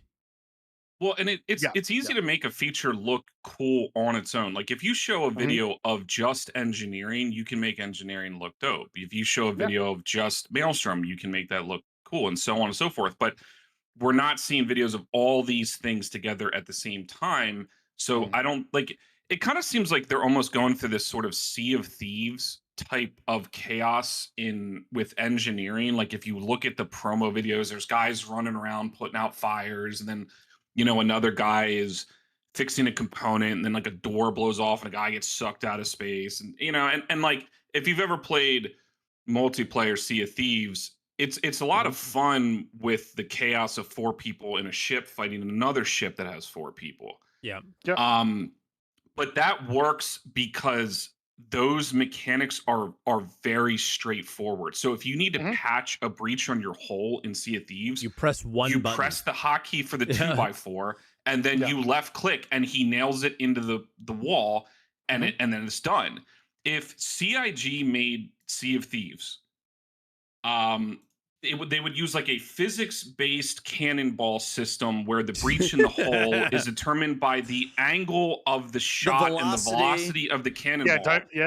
And if it's like too high up on the wall and you can't reach it, you have to stack boxes, but the boxes can fall over with the way the ship's moving relative to like the waves. Yep, keep going. And like the buckets would. I'm pledging. I'm pledging. The buckets to scoop out the water would be like an exact amount of water, because they would like individually render every drop of water in the ship. And then even when you got all the water out, the floor would still be wet, so you'd have to mop it, and your guy could slip on the floor if he's moving too quickly. Yep. And if he slipped while mopping the floor, he could sprain his wrist, which would make it harder to hold the hammer when he's patching the hull. And the severity of the sprain would be relative to the force of impact when Can I stop you? Because there's a really important piece that you missed. Do I sound crazy, or is like they would do that? No, it's exactly like that's what's so good, and the chat's like loving it. The best part is that the thing that you missed is that when you sprain your wrist, the ship that you're in cannot fix it, and the one that can, you have to buy on the store. You missed a really important part of that puzzle there. Also, if you bought another ship on the store, it would have better. Like it wouldn't be made of wood; it would be made of metal, and that would survive more cannonball shots. So it'd be perfect. And the issue too is like cannonballs that are better and everyone's on the website. And everyone's soloing Galleon as well. Yeah, and you can do it all solo as well. Yeah, part is like, about that part. There's a point between current Sea of Thieves and CIG Sea of Thieves where it actually stops being fun and it's just tedious. And that's my concern with engineering is like, I just think at some point people are gonna be like, I don't feel like fucking doing this sorry for the swearing on a capital so many ship. times today. You're good. So I want to push back on one it's gonna be a hard sell. I want to push back on one thing. Sea of Thieves is an arcade game. I love Sea of Thieves. Yes. It's an arcade game. It's a get in quick, do some very, very quick fun, and that's it. That is not what Star Citizen works, right? Yeah. Oh, 100%. 100%. Yeah. That is not what Star Citizen is. And I would be willing to bet that a lot of people that want to play Star Citizen don't want to just play Star Citizen in space. Although, sorry, Sea of Thieves in space. Although that would be sick as fuck. Unrelated, that would be a cool game. Yeah. And so that still speaks towards, though, like that's why the scope is so big, because there is a demand for a game that does exactly what you just mentioned. That's so weird that you say that, though, because the people who like really back this game heavily are the ones that you would assume are like the ones that are in demand for that stuff, but they're the ones who complain about it the most. So it's like, where is the demand for this for like be honest, like just really think about this. Where is the demand for loading and unloading a 4,000 SU of cargo that takes 30 fucking minutes and you only have two? Like most people, like 90% of people only have, let's say, 1 to 2 hours of time to play games a night, especially in the Star Citizen community that's an older audience. Where's this demand you speak of? Because I don't think it exists. Well, a lot of the demand too is like in theory, I think. Yes, exactly. I think that's where Croncy is at with it, right? It's this in theory demand, but when it actually comes in the game and is in practice, everyone hates it. Yeah, it doesn't end up playing well with what you actually want to do. Exactly. And like that was a good example. Before loading and unloading came out, I did get so many people telling me that's what I want to do. I want to load and unload so I make more money. My profit margins are higher. And but then they didn't know it would be clank, clank, clank, clank, clank, clank, clank, clank, clank, clank, clank, like just all the time, and then take forever, right? Like we thought that we would load and unload in a reasonable period of time, and this is not reasonable at all. It's one of those things where like the first time you see like a video or you do it in game where you EVA in space and you're pulling cargo out of like a blown up ship into yours, like it's dope. Like it's very immersive, especially when you got like a planet in the background and this debris flying around. But like you have to ask, like, is that kind of loading and unloading box after box after box, is it still cool? Is it still fun after doing it 200 times? And you know, like they're to bring it back to Sea of Thieves, there is no friction in Sea of Thieves version of engineering. There is no friction. You left click looking at the water with a bucket to scoop it up, and you right click to throw it out of the ship. That's it. And engineering in capital ships is going to be so tedious because, again, like if it was CIG, like you'd have to have nails in your inventory. You have to have 2x4s in your inventory. You'd have, like the hammer would be a weapon that you'd have to equip, and you couldn't equip something else while you had that equipped. Like, and there's just so much friction in these complex systems that I think quickly, it's going to make it really tedious. What do you think a person, like, because this is also what CIG have to think about. What do you think a person who is doing engineering for capital ships is actually going to have to do? I don't. It's hard to say because I didn't. I haven't played it in a test. But if it's based on the videos, like it's going to be a combination of like putting out fires, repairing components. And which they're going to be doing a lot of the time. They're going to be doing that. It's just a little pushback. A lot of the time when they do that, they're going to be doing that in the middle of a fight, right? So there is urgency. That means excitement.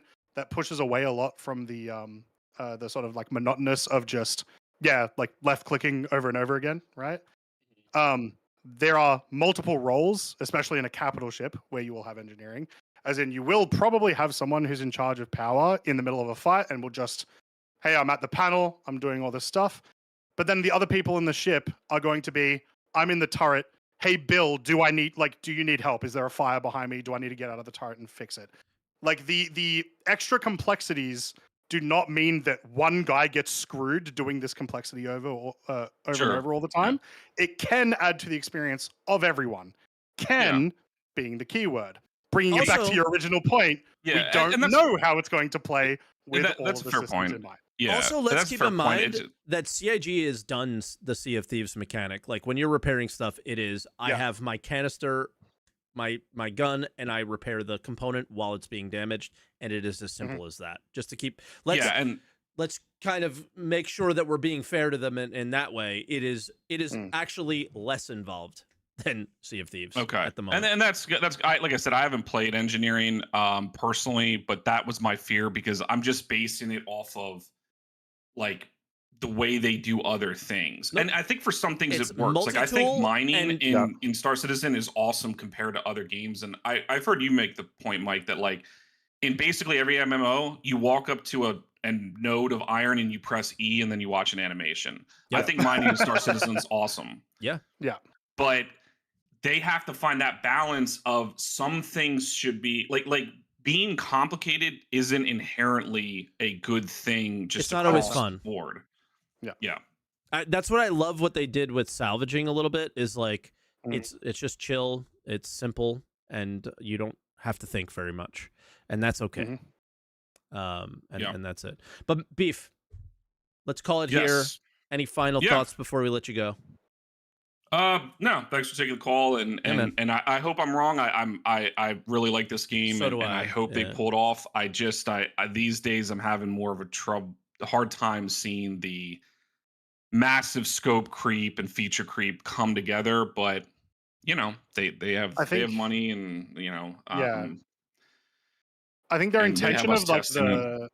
the intention of like the 1.0 presentation last year was to try to do that. I just don't think it really helped. You know, No. it was like, that sounds cool, but you're not really actually saying much. You're just kind of going, you'll do submissions, and then you'll do submissions, and then you'll craft, and then you'll do submissions. It's like, that's not what I actually need from you guys. Yeah. And I liked this last Star Citizen actually, or Citizen Con, because I felt like it was fairly narrow scope, which I think they need to do. Yeah. So, Keep it simple. all right, that's all I gotta say. I appreciate the call. Yeah, man. Appreciate it calling too. in. It was really fun. Yeah. Okay, thanks, guys. Next time we got to split these two guys up, the salami and the beef. It's too much meat. Too much meat. Too much meat. All right, I'm gonna bring in JohnnyMorgan. I got to run to the restroom though. So Johnny, welcome. How you doing, John? Can you hear us? I can. I was muted. Sorry about that. How you doing? Good. Lovely. All good. Doing well. What do you want to talk about? So I would like to touch base a bit on the player experience and adding nicks, right? Okay. Mm-hmm. Cool that they've done it, right? Like fantastic. Same with Pyro, right? I've been back for a little while. I've been active, and I've been primarily doing drug running, right? Just testing to see if I'm gonna start running into other players and that there's any contact. The social side is like completely lacking in the game. I haven't really run into anyone. Like I think there's been 2 instances where I've had an interaction. One where I chatted with a guy. He was unloading at Devlin, right? So landing, but he was having trouble landing. So I was just talking to him and talking him through the game more than players interacting around drug running, right? Yeah. But yeah, so it's been a little disappointing that way. Like it's great that they're adding new territory, but if I can't have social interactions within the game easily and quickly and build up some sort of repertoire journal, whatever the hell you want to do with it, of contacts that I've met, and like they're not all friends, right? And I don't want to friend anyone right now because the friend system applies outside of the game, right? Like they're going to join me and blah blah blah, etc. So you can't have any friends in your list if you want to be an immersive player and interacting with people. So I know I can start interacting with people on stations, and I've met people there, and I'm chatting with them and stuff, and they're mostly just either grinding something out, like doing the trading and stuff like that, or they're going to Onyx missions and doing that stuff, and that is fun. Like I'm glad that there's some element of a game within it now, because I have enjoyed that. The Bit Zero mission was another one that I really liked. It was in Pyro. I don't know how many people saw it or did it, but it's not on there now. But you went to like an asteroid base, fought a couple guys, and then you went to FPS and you stole the freelancer and then you unload the cargo right onto your own ship, and then you could sell the cargo. So neat little mission. I did a little bit of that. It gave about the same value as doing drug running, right? Like drug running in a Cuddy. I still only have 3 ships, like Gladius, Cuddy, and Prospector. Prospector I won in a contest, whatever. And so I've been enjoying that. Like the Cuddy is still viable. Fantastic little drug runner. You make about 130K per run. You can do a run in about half an hour, 45 minutes type thing. If you're really focus on doing it. I feel like that there's a bit of danger when I'm at Fallowfield or Ashland, but there's nothing to bring us all together. Like, it's great that there's 600 odd people on a server, but it doesn't really feel any different when there was just 50. I think right? Like, I think it's more of a problem of 600 is not enough. Like, if you start getting into like, this is going to be one of the problems with instancing, is if you start getting into a situation where anybody can go anywhere and not run into anybody because everything is instance, and obviously not everything will be instance, but some things will. Let's use I don't know, the worm as an example. If they instance the worm, then the worm has like a limited number of people that can do it right now, and if other people are there, then you get run out of it and you get pushed away, and then you go to other content, right? There is so much play space in Star Citizen that 600 people is not enough. Like, I'm sorry, 600 people in Stanton would have worked a little bit better, but there's still so much play space. So yeah, can I put a small caveat on that? Is that 600 players is not enough if you don't at least nudge them a little bit. Like, you're being nudged. If you just want want you're being nudged in 15 gameplay, directions. Well, yeah, and not towards other players though. To single story like you missions are being and nudged. Stuff like that. But you are being nudged to other players. Yeah, you are. There's where? One example. So you just mentioned them. Yeah, there are missions that are deliberately saying, like, make sure you have wingmen, make sure you have other people with you, but everything in the game is pretty much still soloable. So there's no actual gameplay really, with an exception that I'll mention in a second. There's no actual gameplay that is forcing you to team up with other players. Now, there is a great event going on right now where you have to kill a Polaris. Except it's implemented in the worst possible way. Yep. And you don't have to actually team up with anyone. Now imagine if that mission did exist in a way that, you couldn't just share it with people. You couldn't just accept it with everyone, and then other. And you had to actually disable the ship and not just DPS it down. In your group, that's you. Then that content already exists. It just isn't implemented correctly, right? Yeah. Right. But just more on my point, like he mentioned Ashland and stuff, like that. Yeah. That is no one's there. A funnel. Yeah, no one's there because there's 15 other things that they could be doing that are better than doing that. Yeah, that's true. That's why there's too much, like, believe it or not, there's too many options and not enough people to fill. Like, Ashland is a viable option, and it, like, if they changed it, it would be broken. If they made it any better, it would be broken, right? So then everybody would go there. And now you only have one funnel, and then it becomes too much. So the thing that you need is to build up the player base in an individual shard. So then people have to choose between one thing or another because, well, other people are doing that right now. That, like, Hathor's contested.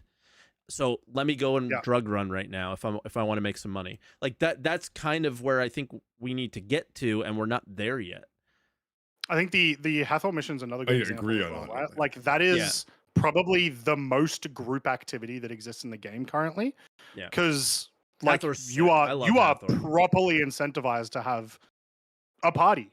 Right? Like, the second you open up that mine, you're not doing that solo. You're on a time limit. You want to make sure everyone gets as much as it as possible. It's good. The more people you have in your group, the faster that you can do Hathor, right? You can't mine and defend yourself at the same time. That's the best part about it. 100%. Yeah, that's sick, right?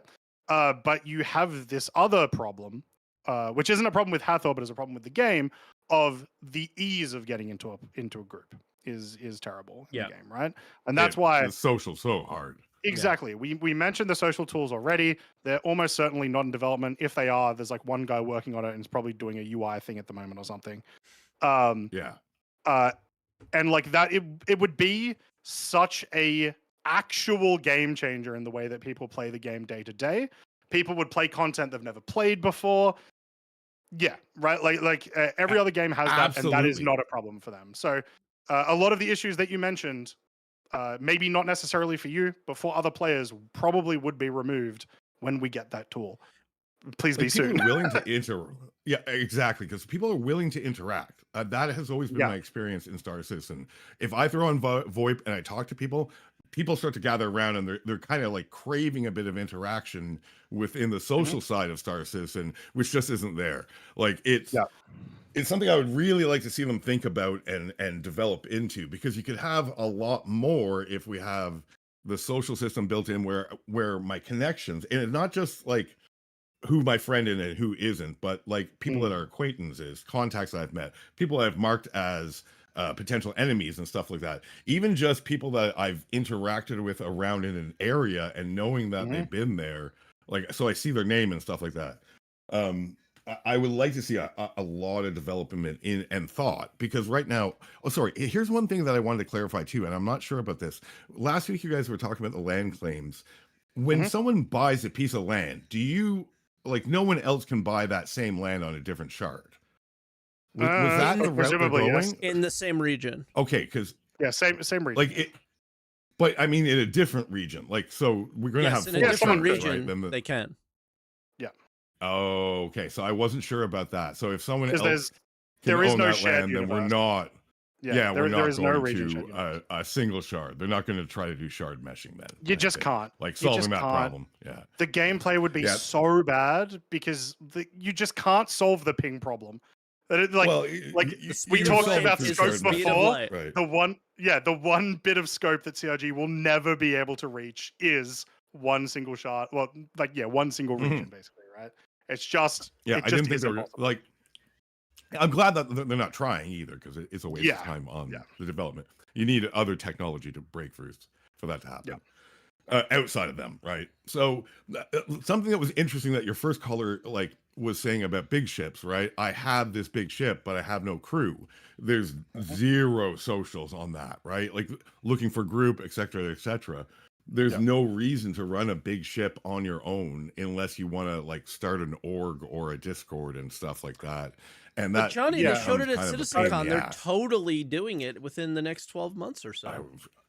I think there was one moment I really hope they get feedback before they launch it. Yeah. There's one moment in Star Citizen's history where I saw 2 moments actually, where I saw that, where people were like in global, hey guys, I've got a big ship, I need turret gunner, whatever. And it was the original Xeno threat and the original Ninetales lockdown. I love Xeno. Xeno was the best event. Bro, you guys best event they've ever done. You guys organically cooperative. Right, oh, I know, so hardcore, man. Xeno was good though. Wow. The actual performance of it was terrible. Yeah. So I do think it happens, but it definitely happened then.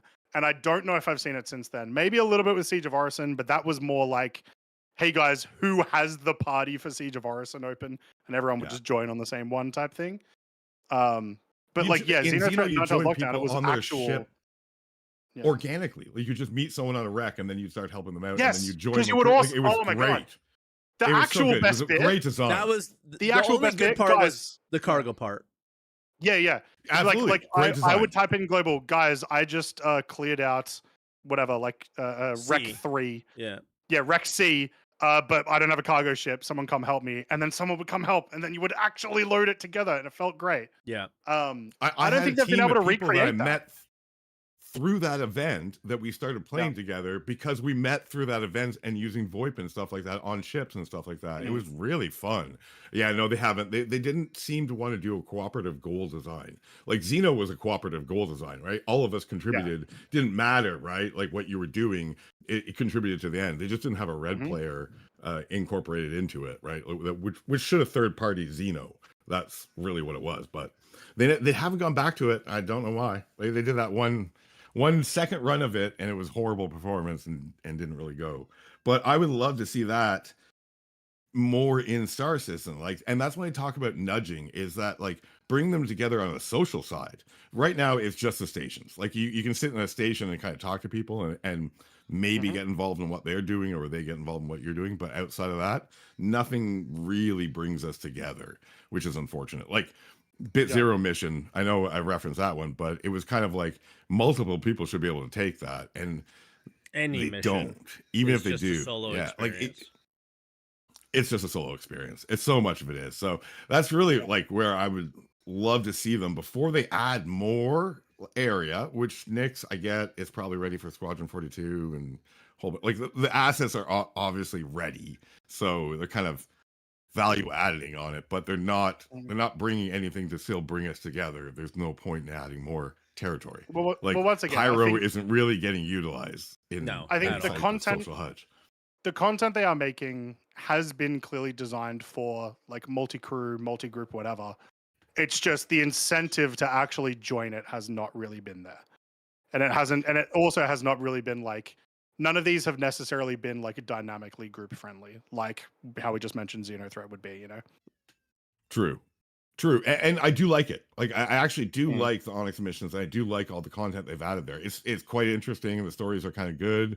The writing's kind of good in it and stuff. So I'm happy with that. But it is that, you know, single player or cooperative gameplay on rails within Star Citizen, which will be fun to have as a content type. I just hope it doesn't over rely on it too much. And that's where I think some of our worry about instancing is. Instancing can be great, but it could also be terrible.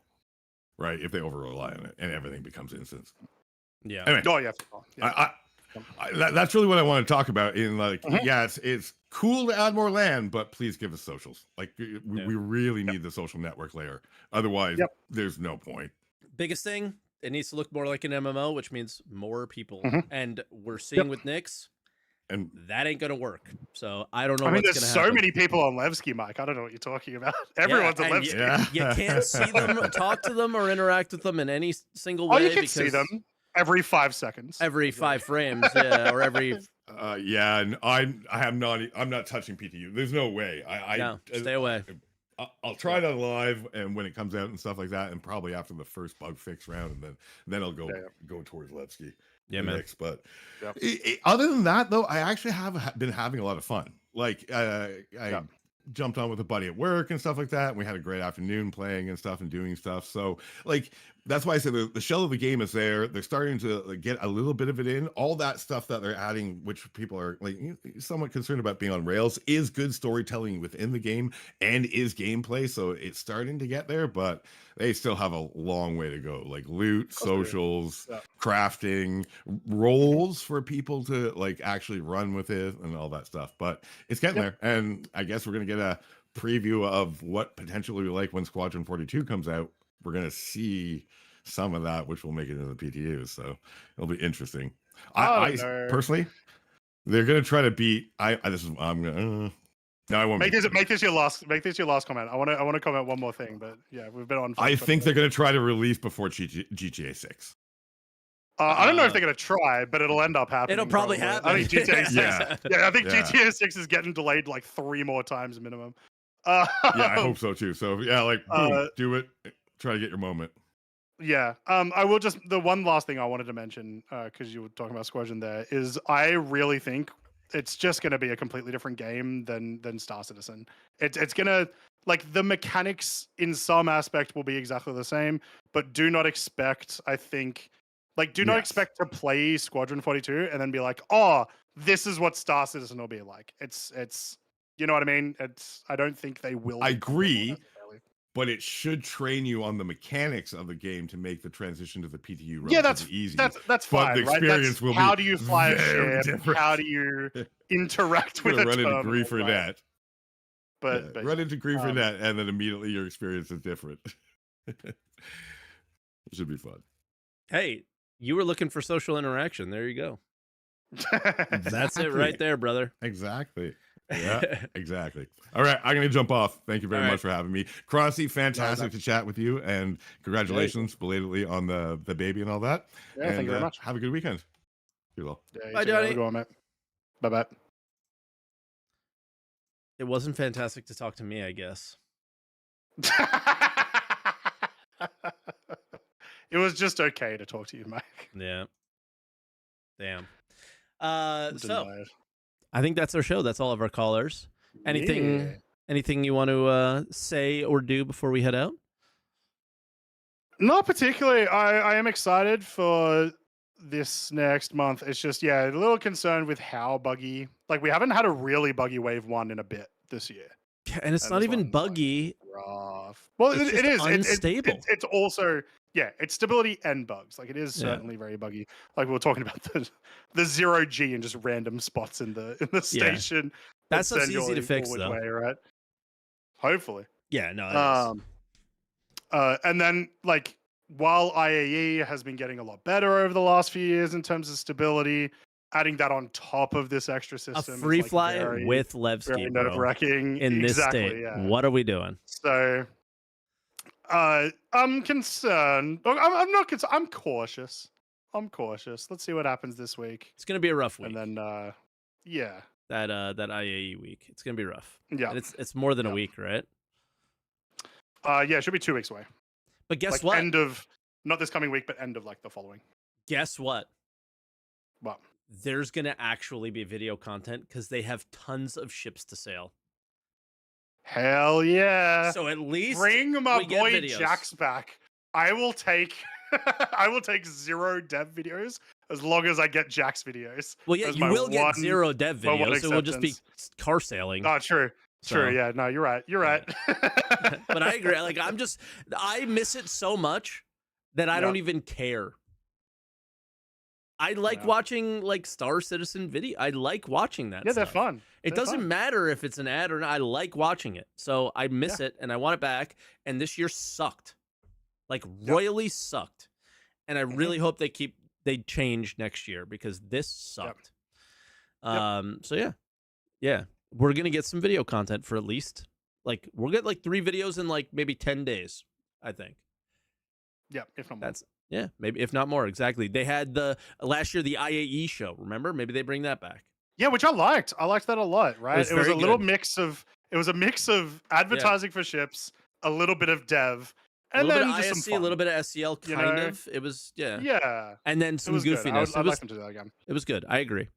Yeah. The IAE show. That's what I hope comes back, but we'll see. If it doesn't, it's like, whoa, dude, what is happening here? Yeah. But yeah, I think that's probably where we leave it, right? Mhm. All right. So thank you for watching the show. If you guys are new here, both Croncy and I stream on Twitch. So if you're on Twitch, we're a shared chat. So follow both of us. Thank you. If you guys are watching on YouTube, hit the subscribe button and don't miss a show, please.